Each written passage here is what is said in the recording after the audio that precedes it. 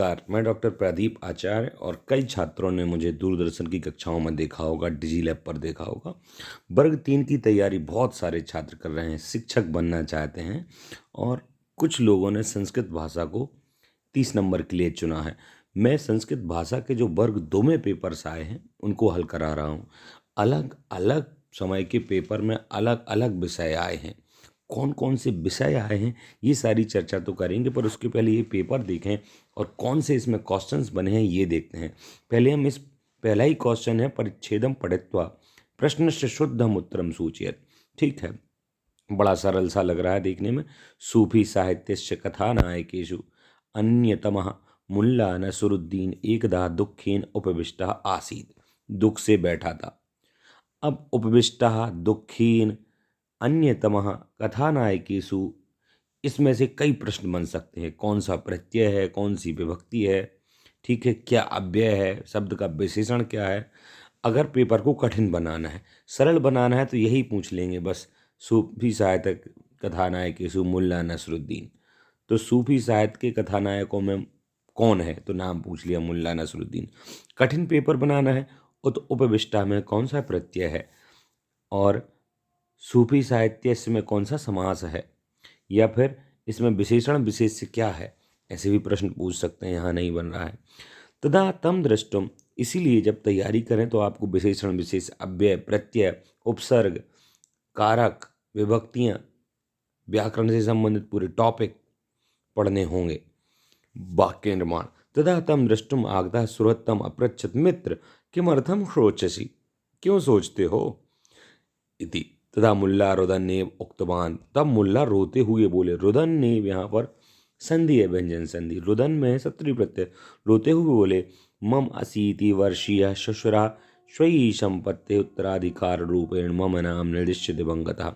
मेरे नाम का निर्देश करके दिवंगत हो गए। तथा पूर्वम गते सप्ताहे मम 85 वर्षीय पुत्रभ्य स्वयं संपत्ति उत्तराधिकारम मह्यम दत्त्वा मृतः।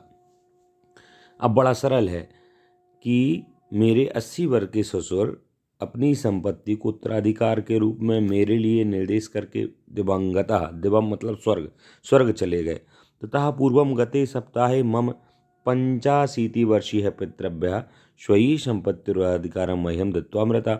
और मेरे 85, अब इसमें कौन सी संधि, इसका मतलब क्या है पूछ सकते हैं।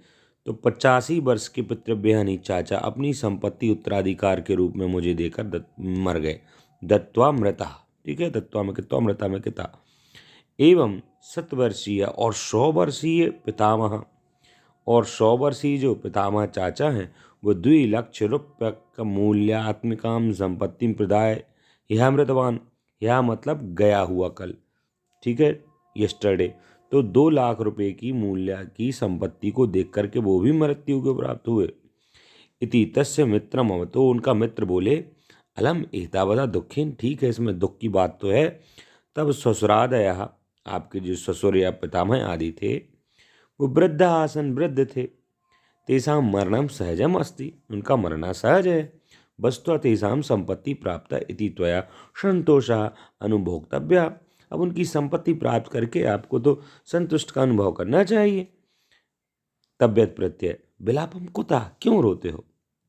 इति एतत् श्रुत्वा मुल्ला प्रत्यवदत्, तो मुल्ला बोले, मेरे दुख का कारण यह है कि मम सर्वे धन का बांधवा मृता, मेरे सभी धनवान जो बंधु वर्ग हैं वो मर गए।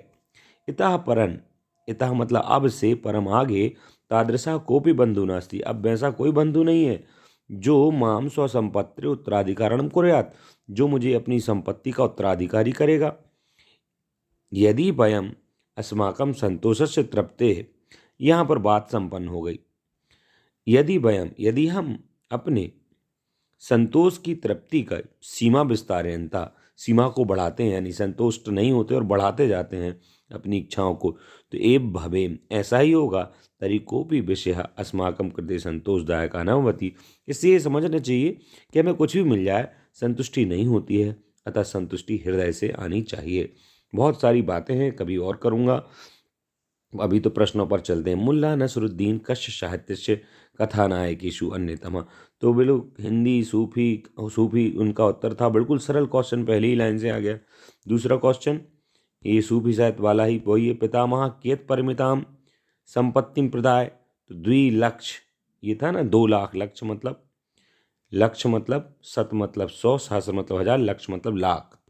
इसके बाद अगला प्रश्न, नसरुद्दीन कीदृशः बांधवा मृता, तो नसरुद्दीन के कैसे बांधव, बूढ़े, क्रुद्ध, धने के दरिद्र, तो धनवान सब मर गए।